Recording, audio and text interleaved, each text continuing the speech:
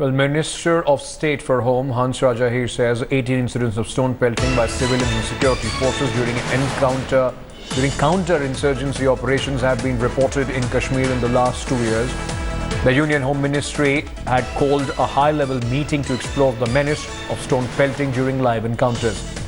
Ahir also said state police have taken various steps to minimize such incidents. Restrictions are being imposed around the encounter site and has appealed to the media to stay away from the encounter sites and an activation of cut-off points.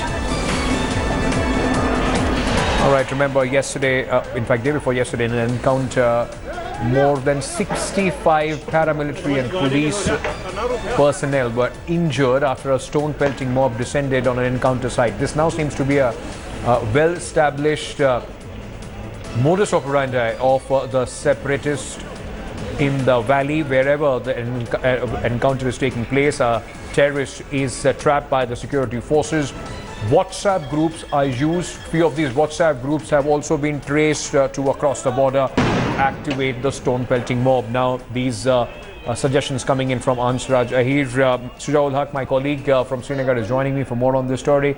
Shuja, now the Minister of State for Home speaking about 18 incidents of stone pelting by civilians and security forces during counterinsurgency.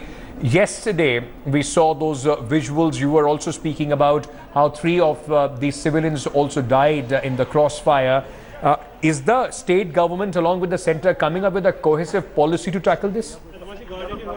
Well, that's the big question. Whether there is a cohesive strategy, a cohesive policy that has been established by state and the centre together to deal with this situation. Many have been suggesting that it is the lack of initiatives that has led it to this level. Confrontation between civilians and the military is the last thing, a nightmare for anyone who is working for the state in the government. So that's something many had been pointing towards. Lack of investment is something that a lot of experts have been asking the government to fill in the gap with.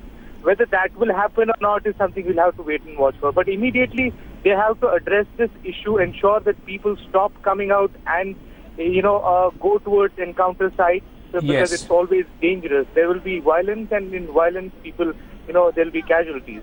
That's the immediate steps that they need to take. All right. Thank you so much, Shuja, for joining us with all those details.